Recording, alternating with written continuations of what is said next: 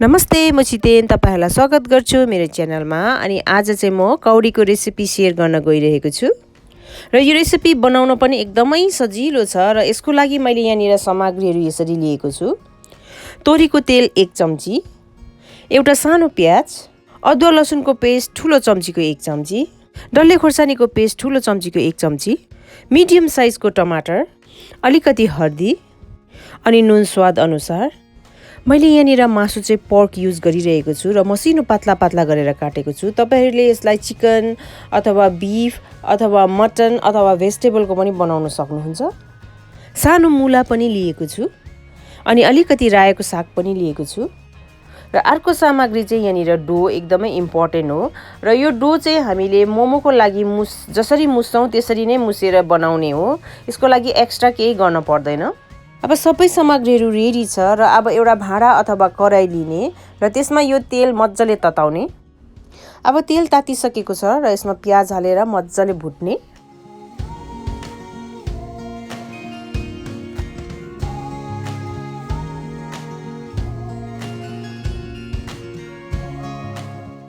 अब प्याज रातो रातो हुन लागेको छ र यसमा म अदुवा लसुनको पेस्ट राख्दै छु।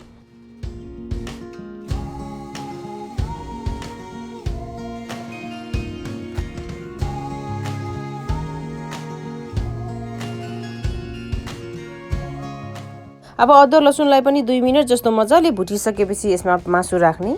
मासु सँगसँगै हर्दीलाई पनि राख्ने।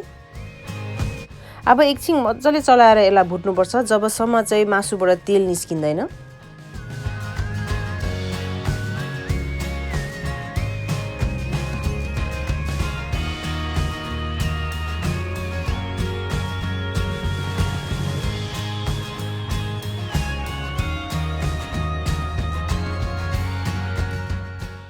मासुबाट तेल मज्जाले छुटिन थालेको छ। अब डल्ले खोर्सानीको पेस्ट राख्ने।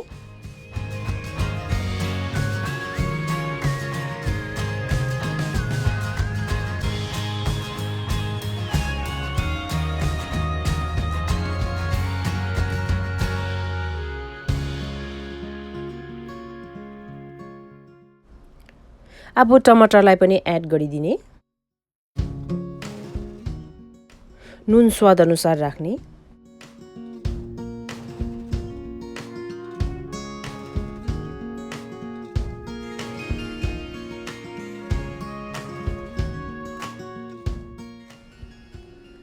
अब ढकनी लाएर 2 मिनेटको लागि पाक्न छोडिदिने। र 2 मिनेट बाद टमाटर मज्जाले पाकिसकेको हुन्छ र अब यसलाई एकछिन चलाऊ।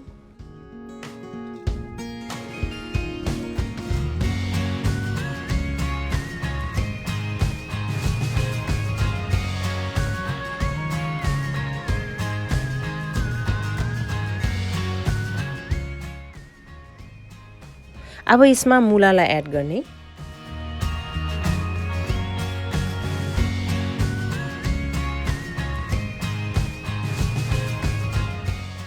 मुलालाई पनि एकछिन चलाएर 1-2 मिनेट छोपेर पकाउने।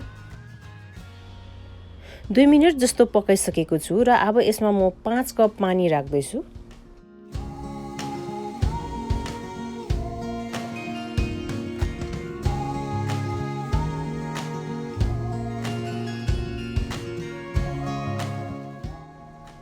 मैले तातो पानी 5 कप राखिसकेको छु र अब यसलाई म कभर गरेर लो फ्लेममा त्यतिकै छोडिदिन्छु र यसबाट मज्जाले सुप निस्किन्छ र त्यतिन्जेलसम्म चाहिँ म कौडी बनाउनपट्टि लाग्छु।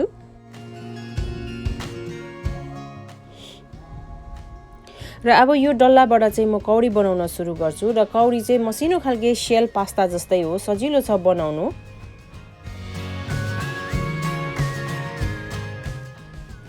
थाल अथवा नाङ्लोमा यसरी पिठो छर्किने र पिठो छर्केर मसिनो गरेर यसरी एक वटा कौडी बनाउँदै जाने। तपाईहरुलाई जस्तो सजिलो लाग्छ त्यसरी बनाउँदा हुन्छ। यहाँनिर मैले तपाईहरुको लागि बनाएर देखाइरहेको छु। सजिलो तरिकाले यसरी पनि बनाउन सक्नुहुन्छ।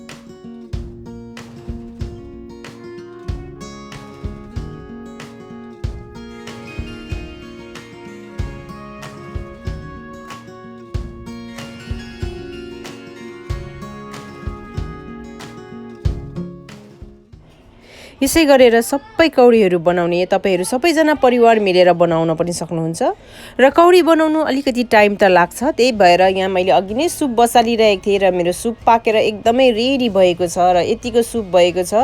यदि तपाईहरुलाई कम्ती लाग्छ भने यसमा अलिकति तपाईहरुले पानी पनि एड गरेर अलिक बेसी सुप बनाउन पनि सक्नुहुन्छ।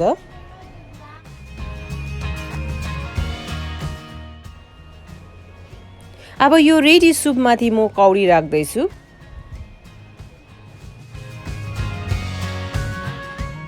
र अब सबै कौडी राखिसकेपछि यसलाई मजाले चलाइदिने। यो डल्ला पर्यो परेन भनेर यसरी चलाउँदै हेर्न पनि सकिन्छ र डल्ला परेको छ भने तपाईले यति बेला छुटाउन पनि सक्नुहुन्छ।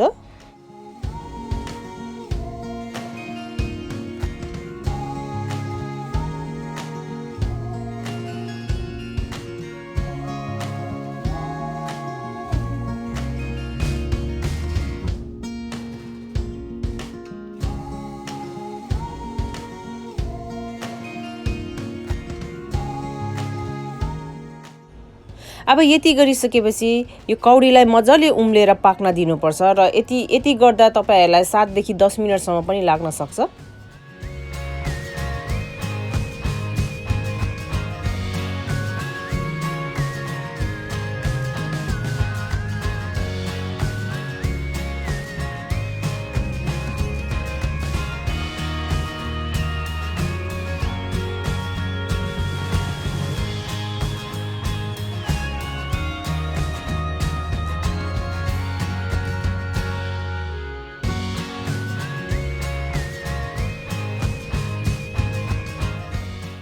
जब कौडी पाक्न थाल्छ र सबै सुपदेखि माथि बाहिर देख्न थाल्छ र यो मजाले ठुलो भएर फुल्लिएर पनि आउँछ। तपाईले त्यति बेला ट्राई गर्न सक्नुहुन्छ यो पाक्यो पाकेन भनेर।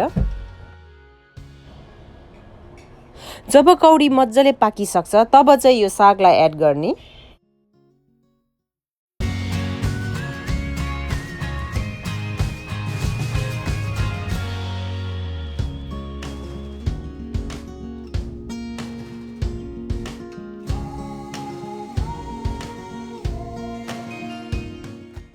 यो जाडो मौसमको लागि एकदमै पर्फेक्ट। हेर्नुस् त क्लियर सुपसँग कस्तो मिठो कौडी बनिएको छ। ट्राई गर्नुहोस् अनि कमेन्ट गर्नु चाहिँ नबिर्सिदिनुहोस् है। अनि यो भिडियोलाई लाइक पनि गरिदिनुहोस्। अनि मेरो च्यानलमा नयाँ हुनुहुन्छ भने प्लिज च्यानललाई सब्स्क्राइब गरिदिनुहोस्। तपाईहरुको साथीहरुसँग तपाईहरुको फ्यामिलीहरुसँग शेयर पनि गरिदिनुहोस्। Thank you. Bye bye.